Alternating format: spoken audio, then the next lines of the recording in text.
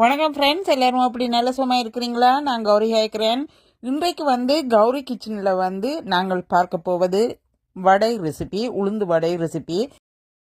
இந்த கிழமை வீடியோவாக உளுந்து வடை ரெசிபி என்னுடைய சேனல்லே அப்லோட் பண்ணியிருக்கிறேன். கௌரி கிச்சன் கனடா பிளாக்ல இந்த ரெசிபியை நீங்கள் பார்க்க விரும்பினால் தயவுசெய்து கௌரி கிச்சன் கனடா பிளாக்குக்கு விசிட் பண்ணி பார்த்து கொள்ளுங்கள்.